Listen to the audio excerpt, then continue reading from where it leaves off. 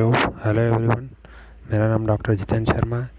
मैं आज आपको बहुत ही महत्वपूर्ण टॉपिक जो मध्यस्थता 16 अधिनियम 1996 का है उसमें डिफरेंस बताना चाहूँगा, जिसका नाम कोर्ट और मध्यस्थम अधिकरण। न्यायालय और मध्यस्थम अधिकरण में क्या अंतर है? हमेशा ये विद्यार्थियों में प्रश्न बना रहता है कि कोर्ट क्या है, और यहाँ पर हम आर्बिट्रल ट्रिब्यूनल को पढ़ रहे हैं और उनके द्वारा भी कोई निर्णय दिया जा रहा है, उसे क्या कहते हैं। तो इस प्रकार की कुछ समस्या हमेशा बनी रहती है। तो आज मैं आपको अंतर के द्वारा बताना चाहूँगा। सबसे पहले अगर देखें तो मैंने एक कॉलम में कोर्ट, दूसरे कॉलम में मध्यस्थम अधिकरण, आर्बिट्रल ट्रिब्यूनल। सबसे पहले यदि देखें नंबर 1, न्यायालय में न्यायाधीशों की नियुक्ति राज्य के द्वारा निर्धारित प्रक्रिया के अंतर्गत, जो कि संविधान या उनकी विधायिका से नियंत्रित होती है, की जाती है। मतलब कोर्ट में न्यायाधीशों की नियुक्ति जो है भारतीय संविधान के अनुसार एक नियुक्ति प्रक्रिया के अनुसार की जाती है राज्य शासन द्वारा। जबकि मध्यस्थम में देखें, मध्यस्थम में मध्यस्थों की नियुक्ति पक्षकारों की सहमति से होती है।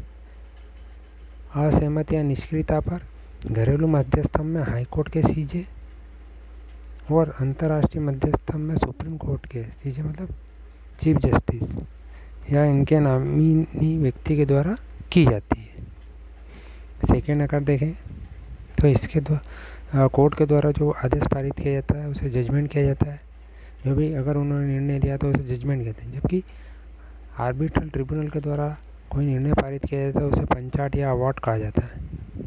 अगला हम देखते हैं, कोर्ट जो है इसकी स्थापना राज्य की न्यायिक शक्ति के अंतर्गत होती है और ये अपना कार्य न्यायिक क्षेत्र में करती है।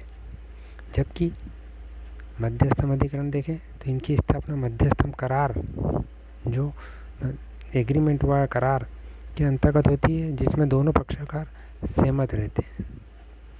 यदि हम और आगे चलते हैं, इसमें देखें तो यह कार्य जो कोर्ट का कार्य है न्यायिक कार्य है, जुडिशियल कार्य है।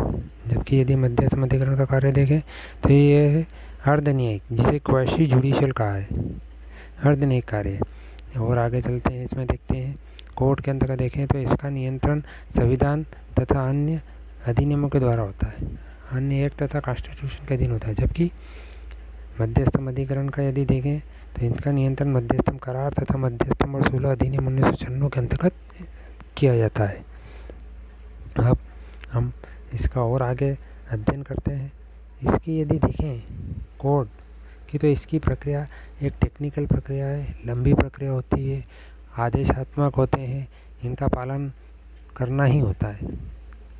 जबकि मध्यस्थम अधिकरण में देखें तो इनकी प्रक्रिया आसान, त्वरित और समझौते वाली होती है, किसी भी स्तर पर की जा सकती है। जबकि अगर कोर्ट का अपन देखें तो इनका समझौता विधान पर निर्भर करता है। जबकि मध्यस्थम अधिकरण को देखें तो समझौता दोनों पक्षकारों की आपसी सहमति पर निर्भर करता है। और एक अंतर देखते हैं हम, कोर्ट का कार्य अगर देखें तो सीपीसी, सीआरपीसी, साक्ष्य विधान आदि की सहायता से पूरा होता है। जबकि मध्यस्थम अधिकरण का यदि देखें तो दोनों पक्षकारों की सहमति से बनाए गए या चुने गए नियमों के अंतर्गत ही कार्य किया जाता है।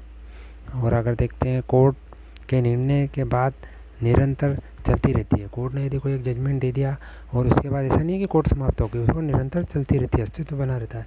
जबकि यदि मध्यस्थम अधिकरण देखें तो पंचाट या अवार्ड पारित अगर एक बार दे दिया है तो उसके बाद वह ट्रिब्यूनल जो है मध्यस्थम ट्रिब्यूनल समाप्त हो जाता है। और आगे चलते हैं, कोर्ट में दो पक्षकारों के लिए ही अस्तित्व नहीं रहता है। कोर्ट दो पक्षकारों के लिए नहीं बनी है, उनका अस्तित्व उनके लिए नहीं है, वो आगे भी निरंतर अपना कार्य सुचारू रूप से चलता रहता है। जबकि यदि देखें आर्बिट्रल ट्रिब्यूनल तो ये दो पक्षकारों जब तक है उनका पंचाट या अवार्ड पारित नहीं हो जाता तब तक ये अस्तित्व उनका बना रहता है और उसके बाद वह समाप्त हो जाता है। तो इस प्रकार मैंने आपको आज समझाने का प्रयास किया है कोर्ट और आर्बिट्रल ट्रिब्यूनल। धन्यवाद। Thank you.